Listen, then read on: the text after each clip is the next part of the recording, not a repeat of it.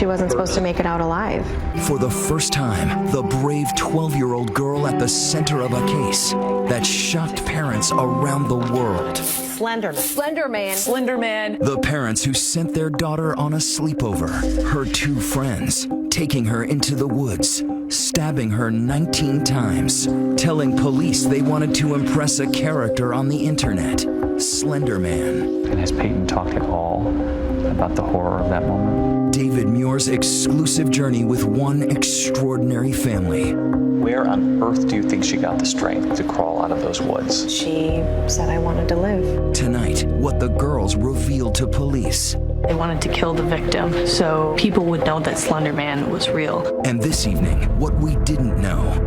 Inside the plan in the works for months. Then, the moment a mother first sees her daughter. I said, "You're gonna be okay. It's gonna be fine." And tonight, right here, the triumph. For the first time, the 12-year-old girl who never gave up. You ain't taking that from me. And her family with a message for the world. We knew that she had the strength, but now I think everybody knows that. Everybody does know. The 2020 special, Out of the Woods. Here now, David Muir. Good evening, and tonight here, our journey with one courageous family, one brave 12-year-old girl. For the first time, her parents are talking, and you will meet 12-year-old Peyton, who somehow crawled out of those woods saying she wanted to live. Her parents telling me they now want the world to see their daughter's beautiful smile, a smile that is just beginning to return. And they hope that we can somehow begin a conversation tonight, convinced that there is a reason she survived. It's a Friday night in an American town, Waukesha, Wisconsin. And a mother and father, like so many parents across this country, are sending their daughter on a sleepover. Peyton Leitner is 12, and they know her friend well, Morgan Geyser, another 12-year-old, celebrating her birthday. Why would this night be any different? But it was. On Saturday, May 31st, 2014, a 12-year-old girl was stabbed. You're about to go inside a case that horrified this country. Two 12-year-old girls charged with viciously attacking their friend. She was stabbed 19 times. Parents everywhere saying, this could have been my child. An ordinary slumber party, 3 girls and someone else, an unknown figure getting into that party too. A fictional character from the internet named Slender Man, who so many parents had never even heard of. We have spent months in that town, and tonight, for the first time, you're about to hear from that little girl's family. She was forced to go into the woods. Into the woods. From the hero who found her at the edge of the woods. She was laying right here. The doctors who saw how close to death she came. The knife cut through the tissue. And the school where just this month they were all hoping she'd come back. One family's stunning journey about to play out tonight, right before your eyes. It was a Friday night, right? It was a Friday night. Their daughter Peyton had been looking forward to it for weeks. You remember how excited she was that Friday afternoon. Oh my gosh, she was so excited. She squealed and jumped up and down. Excited when her mother told her she could go to her sleepover early. Picked up even earlier than she Picked up even earlier than she was expecting. She was so excited. And had she gone on sleepovers before? Oh yeah. And this was just her best friend's birthday It was just party. another Friday night. And then they were talking about it for weeks. I mean, they were going to go skating. They were going to go to state. Peyton loved Skateland. So she was going to go roller skating, have some pizza, and spend the night at her best friend's house. Yeah. They were probably going to watch movies. And so you thought this and play American Girl. Peyton brought her American Girl doll with her. She brought her American Girl. But Peyton would not come home the next morning. Do you think Peyton had any idea? No. She had absolutely no idea. No. What she was walking into? No. She was blindsided. Her parents blindsided too. Friday night, they send their daughter off. Saturday morning, Mom is in the backyard. Joe was at work. I heard the doorbell ring and the dog bark. And it was a Saturday morning at like 9:30, 9:45. And around the side of the house up over the deck came a uniformed officer. She had a badge and a gun. They walked around the back of the deck, asked, are you Peyton's mom? The first thing that goes through my mind is, so something has happened to somebody that I love, because that's the only reason a uniformed officer and a detective comes to your house on a Saturday morning. She would slowly begin to piece together what had happened in the 16 hours since Peyton had left for that sleepover. It is unthinkable. The first moment anyone would begin to learn of that horror was this call to 911. 911. I'm transferring over a caller on Big Bend. After she crawled out of the woods. And just listen, at first, the operators cannot believe what they are hearing. Came upon a 12-year-old female. She appears to be stabbed. She appears to be what? Stabbed. Stabbed? Correct. Greg Steinberg was riding his bike that morning on a path that had actually been chained off. It was pure chance that he came this way. Sir, are you with her right now? Yes. Is she awake? She's awake. Is there any bleeding going on? Her clothing has got blood on it. Okay, and you found her and she was just laying there? Yes. Paramedics racing to the scene, and listen, the operator is still fearing that 12-year-old could be in danger. Is there any assailant around? I don't see anybody. And let me know immediately if you see anything else suspicious in the area, a car, a person, anything. Keep your eyes open. On that call, you can actually hear Greg comforting Peyton. Somebody's coming. Any minute. Who did that to you? And you were biking by and she says to you what? Could you help me, please? I've been stabbed multiple times. I quick got out my cell phone. I was shaking and dialed 911. I just stayed with the 911 operator, and I offered her water because I had a water bottle on my bike. The other thing she said was she's having trouble breathing. And she's right here laying on the grass. Mm-hmm. But you had no idea how many times she'd actually been stabbed. Unaware how many times, unaware who did this to her. He watches as the ambulance rushes her away, the hospital less than 4 miles away from that path. So you bring her in here. Her heart rate was very elevated and her blood pressure was low, so that was fairly ominous. And when you looked at her, it was immediately apparent she'd been stabbed multiple times. Yeah, to her chest and abdomen and arm and leg. Doctors concerned she might not survive, and her mother, Stacy, has just been told Peyton has been rushed to the hospital. She's also been told it was her best friend, Morgan, who did this. She calls her husband. I went in the house and called Joe, and I said, Peyton's been stabbed. Morgan stabbed Peyton. You need to come home. They need to rush Peyton into surgery. So then I really lost it. So you got in the car? Got in the car. Minutes later, arriving. So I walked into the trauma room that she was in, and she was pale as a ghost. She was terrified. She was crying. She couldn't breathe. But she saw you there. She saw me, and she put her hand out, and I rushed over to her, and I put my arms around her, and I laid next to her, and I hugged her, and I said, "You're gonna be okay. It's gonna be fine." But I could see that she was covered. Her arms and her legs and her abdomen, they were covered in stab wounds. They pull her away from her daughter, and she can soon hear the nurses counting. And all I hear is, there's 5 on her arm, there's 7 on her leg, and I'm thinking, what, 7? What? And one of the nurses says, all right, I count 19, and then the second nurse said, I count 19 as well. 19? What? There's no way. There were so many stab wounds, it took 2 nurses to count them, 19 in all. And her little girl is now being raced down the hall. Because then they took her into surgery. Then they took her into surgery. Did you say anything to Peyton as they were wheeling her away? That I loved her and that she would be okay. But there was something else Peyton's mother was thinking at the same time. Morgan didn't do this, is what's going through my head. There's no way. There's no way that's what happened. Morgan is 12. But that's exactly what investigators believe, that Morgan and the only other girl who was invited to that sleepover, Anissa Wire, did this. But they were nowhere to be found. They had run away and the police hadn't found them yet. And we just knew that Peyton told us Morgan stabbed her and the police hadn't been able to find the girls. And in fact, police believe those girls were walking. Yeah. They were going to find a mansion in the woods. Oh, the mansion, yeah, the mansion in the woods. They were going to the Nicolay Forest because they believed that there was a mansion there that Slenderman lived in. Incredibly, police say those girls were now headed to find a mansion where they believed a fictitious internet character truly lived. A character named Slenderman, who police say they were hoping to impress. All while their 12-year-old friend Peyton is in the OR, fighting off death. When we come back, the doctors who discover it is worse than anyone thought. We're with the surgeon who saves her. It's less than a millimeter between living and dying.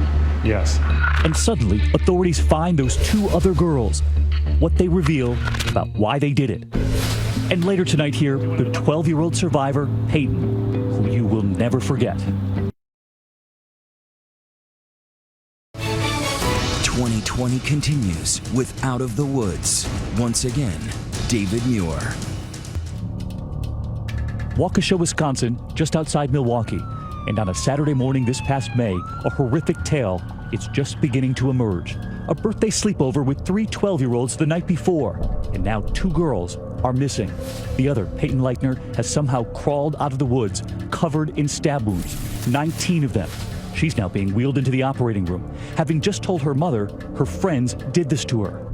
Outside that hospital, in that town, a major search by ground. These are the woods where the stabbing Police are still on the scene here. A frantic search for the 2 missing, Morgan Geyser and Anissa Wire. 2 12-year-old girls stabbing their friend nearly to death is unimaginable anytime, but especially for a safe community like the city of Waukesha. So unimaginable that even the brother of one of those missing girls at first confused, fearing for her safety too, showing reporters photos of his sister, asking, have you seen her? That's her, that's Anissa. She's been missing for I don't know how long now. But the horrifying truth, even for him, the reason they're searching is about to set in. We're not entirely sure. We have absolutely no idea what's happened to my younger sister. While back at the hospital, the surgeon, John Kellerman, is about to discover just how much damage has been done. You'll never forget the moment she came in? No. The coronary artery is He tells me about one of the stab wounds to the heart. The knife came directly down at this point where this large branch was coming off of this major artery and cut through the tissue overlying it so that the vessels were totally exposed by this injury. The knife cut through the tissue, but not the artery itself. Exactly. The knife stopped at the wall of the artery. And had it not? Had it not, she would have had a major heart attack from the amount of bleeding and probably died within a minute or 2. That close to death, but they were now saving her life. While the hunt for the other 2 girls is in high gear, every agency in the area searching. We had the Waukesha County Sheriff's Department, the City of Waukesha Police Department, New Berlin Police Department, City of Waukesha Fire Department, and Flight for Life, all scouring that area. Then, nearly 5 hours after Peyton crawled out of those woods, the 2 other girls are found. They were right here along Interstate 94, heading out of Waukesha. A knife with a 5-inch blade found in one of the girls' bags. Police Chief Russell Jack takes us back to the spot. Both suspects had blood on their clothes. The knife from the stabbing was located in the backpack that was in the possession of the 2 suspects. Police say they were carrying clothes, granola bars, water bottles. One of the girls carrying a picture of her mother and father and siblings. She wanted to remember what they looked like after leaving her town for that imaginary mansion in the woods. Neither girl puts up a fight. Taken into custody, they would soon be questioned, just as the other 12-year-old, so excited about that sleepover, is coming out of surgery. So 6 hours, your little girl is in the OR. And when that surgeon comes out, what did he reveal? He said, so we had to crack her chest. It was awful to hear that she had to go through that. How close do you think she was to losing her? If the knife had gone the width of a human hair further, she wouldn't have lived. Human hair. What is that, a millimeter? Less than a millimeter. Between living and dying? Yes. Where on earth do you think she got the strength to crawl out of those woods? Well, we asked her, and she said, I wanted to live. She said she wanted to live. She knew that if she couldn't get out of the woods, that she wasn't going to live. And as investigators prepare to question those 2 girls about what happened in the woods, 2 parents were about to ask their daughter what happened too. At first, Peyton couldn't talk, writing to communicate. Do you remember the first message she wrote? I want to go home. I want to go home. When can I go home? And has Peyton talked at all about the horror of that moment? She told me she was scared. But the first time I asked her what she remembered about what happened, she said, all I remember is the pain. The pain. And they would reveal to me there was something else she asked. Did they get them? We told her they were found and the police have them. And as a dad in that moment, how hard was that? Harder than I would have ever been able to imagine. This is my little girl who's laying there, and the only thing that I could tell her at the time to make her feel better was that the police have them and she was safe with us. His daughter terrified of the two girls who were her friends.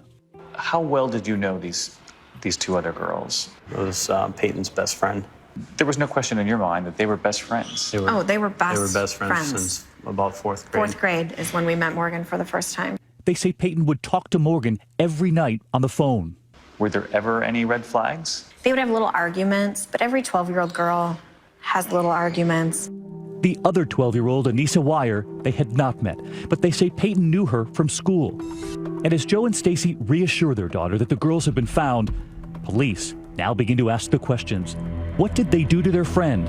And even more disturbing, why did they do it? Both of them were very forthcoming in telling their version of the story and the details. When we come back, the bone-chilling plan emerges. The two 12-year-olds telling police they were plotting for months. The plan was to murder her. She wasn't supposed to make it out alive. And where were they going next? That fictional mansion. And who were they hoping to find? They told police they wanted to kill the victim so people would know that Slender Man was real. Who is this mysterious fictional character born on the internet? And what those girls told police about why they did this when we come back.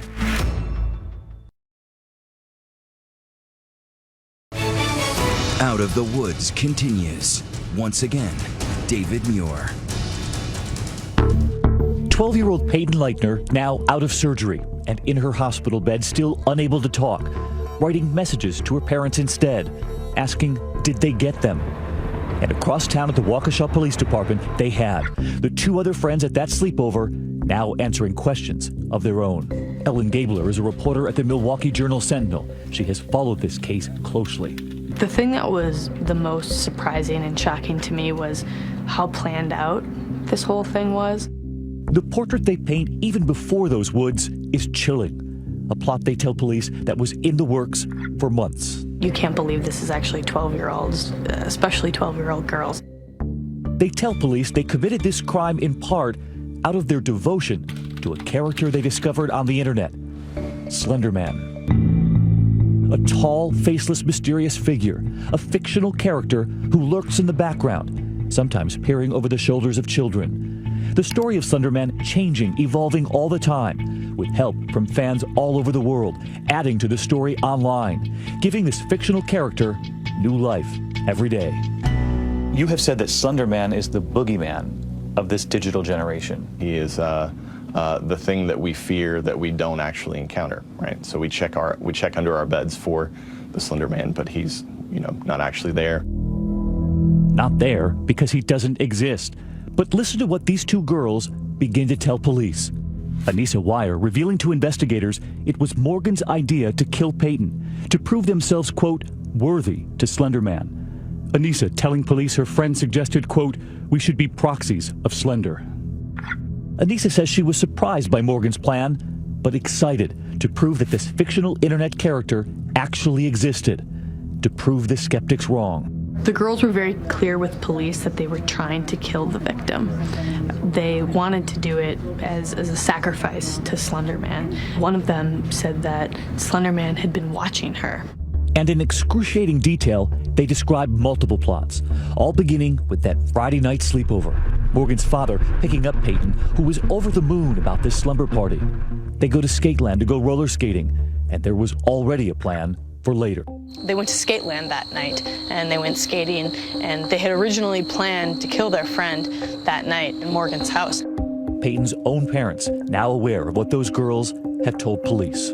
They were planning on slitting her throat and putting a blanket over her head and making it look like she was sleeping in the morning. And then leaving. And just leaving. Leaving her there. But for some reason, at that moment, the girls changed their minds. She wouldn't be here right now. If they had waited until 2 o'clock in the morning and done this overnight, she wouldn't have been found for hours. So the next morning comes, and they change the plan. Mm-hmm. The plan is now to go to the park, into a park bathroom? Yeah. They brought her here to the park on Saturday morning to kill her in this bathroom. Their big concern was finding a drain for the blood to go down, not the fact that they were going to stab and kill somebody. As they leave Morgan's house for the park, Anissa tells police Morgan lifts up her white jacket, the knife tucked in her waistband, and Anissa tells police, quote, "I thought, dear God, this was really happening." But once inside that park bathroom, something happens between the girls, now hatching their second plot. There was a back and forth between Morgan and Anissa about who was going to stab the girl. Both of them chickened out, essentially, and said that they told police they couldn't do it. So for the second time, the plan to kill her didn't work out. But there would be one more plan. The girls leave that bathroom and walk down a nearby road to the woods. Peyton's parents take me there, revealing to me what their little girl told them. They got to the park and they told her they wanted to play hide and seek in the woods. And she told me she didn't want to go. She sensed it. Yeah, she did say she was forced to go. To play hide and seek. She was forced to go into the woods. In fact, the girls tell police about that game of hide and seek. And Morgan was the first seeker, and so Anissa and the victim were hiding. Anissa told her to lay down in the dirt, and she didn't want to. Anissa tells police she sits on Peyton and that Peyton says to her, "I can't breathe." Anissa tells investigators she was thinking, if I sat on her, Morgan could then stab her. But she tells police they both fear Peyton's screaming will draw attention. Anissa gets up. In that moment, they were passing the knife back and forth because they were having second thoughts, even in that moment. At that point, one girl says to the other, just go crazy. Yeah. A short time later, Anissa tells police Morgan takes the knife, turns to her friend and says, "I'm not going to until you tell me to." Anissa says she then told Morgan to, quote, "go ballistic, go crazy." Peyton is stabbed 19 times, stumbling, trying to get up. Anissa told police that after they had stabbed her, she yelled, "I hate you, I trusted you." The suspects were getting worried that somebody would hear her, and so they told her to lay down, and they said that she wouldn't lose blood as quickly. The two girls tell police they signaled to Peyton they would get her help, but they had no plan to. They would leave her right there. And has Peyton talked at all about the horror of that moment? We asked her what she remembered about what happened, and she said she remembered everything. Everything. Her friends at that sleepover asked by police how they felt about what they did. Anissa seemed most torn. She said, according to police, the bad part of me wanted her to die. The good part of me wanted her to live. When you hear that? When I hear that, I hear a girl who was struggling with the decision that they were making. She sensed that it was the wrong decision to be making. Police say Morgan said, "It was weird that I didn't feel remorse." Yeah. This was a girl who'd been in your home many, many times. That line, "It was weird that I didn't feel remorse." That was hard to read because I thought that she really cared about Peyton as a person and they were good friends. In court, we've heard Morgan described as a child with problems. But did you see any of that? Not really, no. This wasn't a disturbed child you were bringing into your home. No. They knew Morgan. They liked her. They knew her parents. So when we come back, what was it? What set those girls off? Could a fictional character really convince two 12-year-olds to kill? How do you even wrap your heads around that? I can't. And the debate. Should those girls be charged as adults? What we've learned tonight. And later, right here, the 12-year-old survivor. You will see her smile return, a triumph after months. Our journey with her.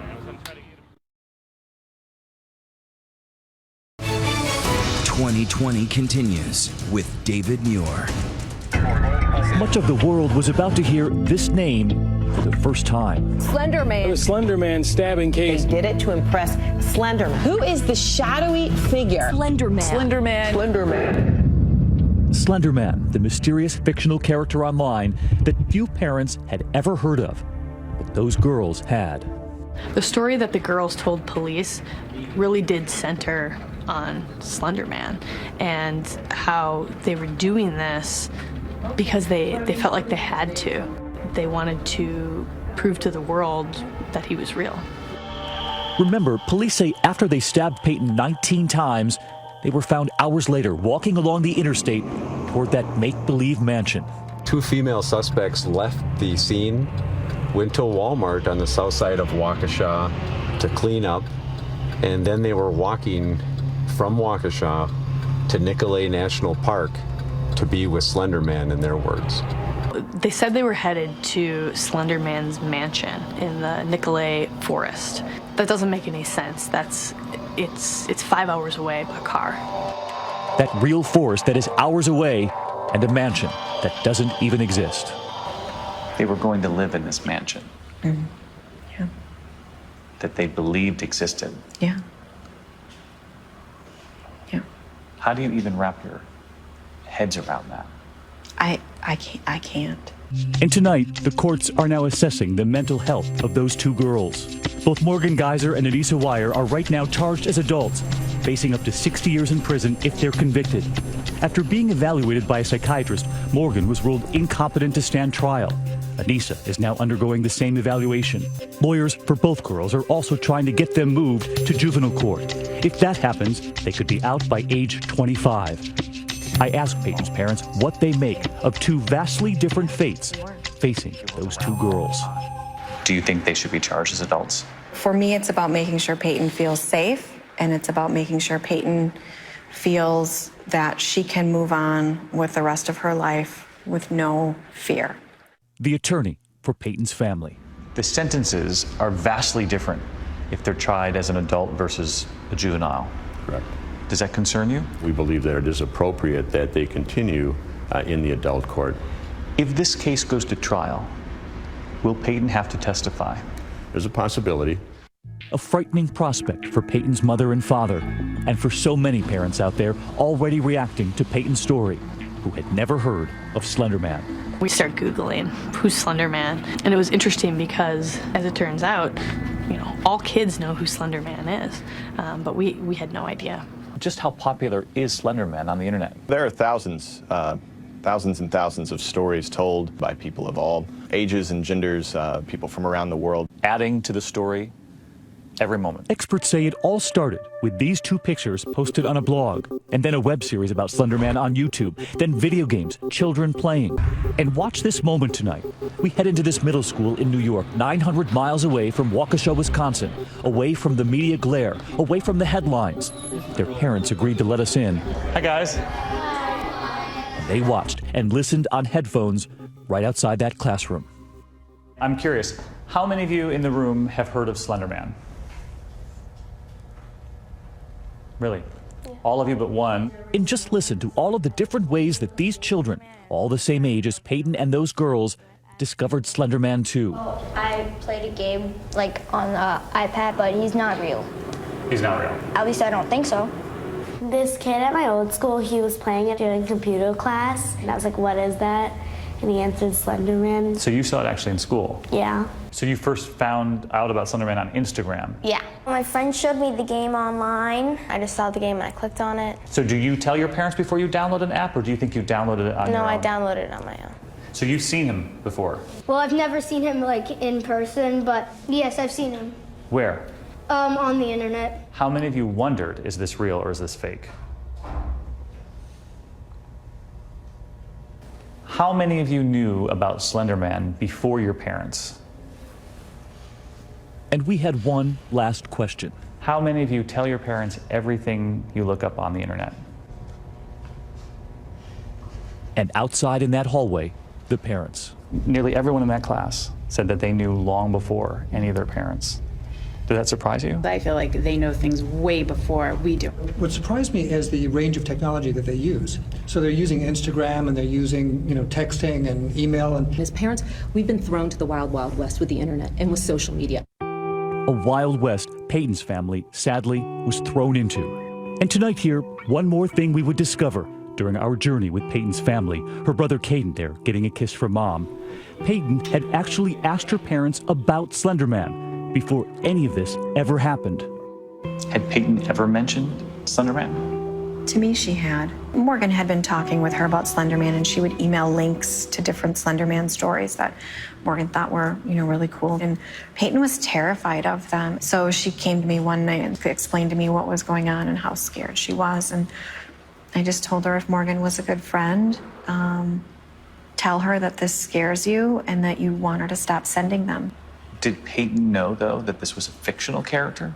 She was torn because she would say, Morgan knows he's real. When you heard that Morgan thought that this character was real, did it give you pause? A little bit, but at the same time, these girls are 12 years old, and fantasy when you're 12 years old is still a very active part of your life. So you're thinking she's another 12-year-old girl, and at some point she'll realize that it's just fiction. Yeah. In fact, she thought Peyton's friends would simply grow out of it.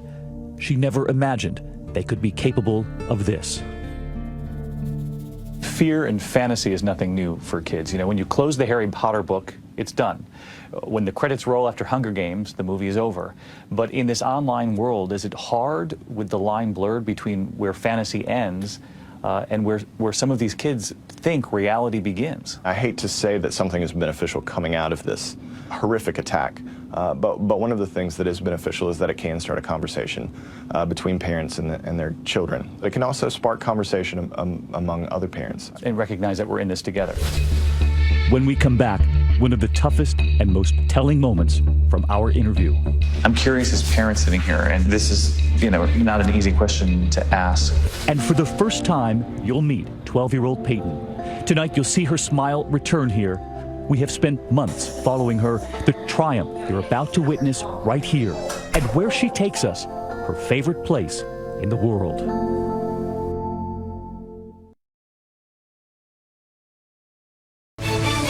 2020 continues with Out of the Woods. Once again, David Muir. I get down on one knee and just pray for her.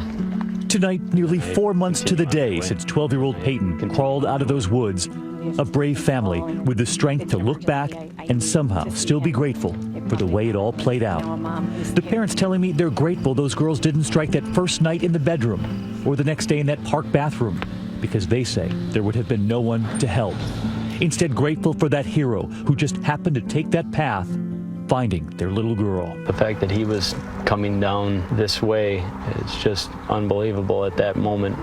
There's too many pieces that saved her life. We were with them as they thanked him, hugging the man who called 911 for their daughter. Thank you. They're grateful to the paramedics, to the hospital minutes away, to the surgeon who discovered the biggest danger, that one stab wound, just a hair from that artery in her heart. I think she is a very strong girl, and she's very fortunate to come through something of this magnitude.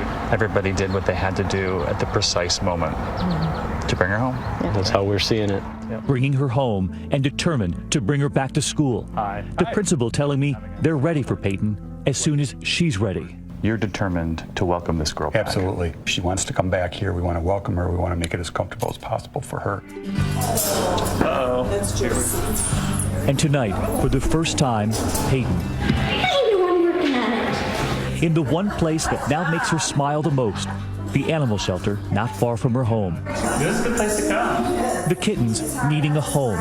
She shows me her favorites, and there are too many to count.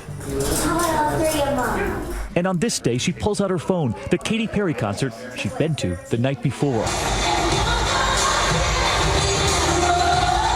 Those lyrics not lost on us. They're going to hear me roar.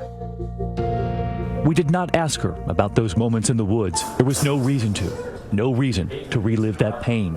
But her parents wanted me to see her smile again, the smile they feared they'd lost. She has the most beautiful smile. Did that disappear? Yeah. For a little while. We see peaks of it every once in a while. Do you feel like your daughter's been stolen from you? For the time being. We'll get her back. Yep. What else did you need? She's already on the way. Can I get a blue pen stylus? Sure. Here, shopping for school supplies, preparing for the 7th grade. She writes school supply shopping on the grocery list every week. The smiles we then saw looking at her notebooks, the ones with the kittens on the front. Observations from the ground. Some people would say she's doing remarkably well, given what's happened to her. I would say that way beyond expectations. I'm astonished at the way that she's been able to recover. And tonight, Peyton and her parents allowing us into her room. The walls covered in Purple Hearts, Peyton's favorite color. Messages from children and from parents all over the world, all for the 12-year-old girl who told her parents, "I wanted to live." This is just a fraction. We've received, I think, over 10,000 hearts and letters. I like this one. Don't let one act of evil stop you from seeing the beauty in the rest of the world. Have you read every heart? Every single one. And every word? Every word. Has mattered? Every single one. Yeah. She got one heart, and all it said was, "It's not your fault." I'm gonna cry just thinking about it. It's so simple, but it's just so strong.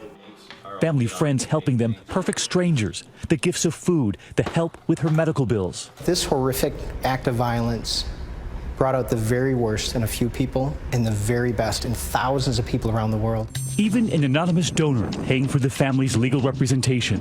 They know Peyton could be called upon to face the two girls she thought were her friends in court. What Peyton's parents revealed to me about the other families. I'm curious as parents sitting here, and this is, not an easy question to ask, but the parents of the other girls, have you thought about what the other parents are thinking? I think about the other parents all the time. I can't imagine what they're going through. I can't imagine getting that phone call, hearing these things. And knowing as it was the person Knowing that you it was raised. the person that you loved and that you trusted. And there was one more thing Peyton said while in that hospital bed in the hours after surgery 4 months ago. She wanted to go back to school. She was devastated when she found out she was going to miss the last 2 weeks of school. Really? She loved school. And tonight, we are happy to show you the pictures. Her walk down the driveway to the car. Mom driving her back to school. And a proud dad watching. She's meant to do something special. She's here for a reason, to show the world to treat other people better. For parents to maybe see, dig in a little deeper about what their children are doing. Maybe she herself is supposed to be an inspiration.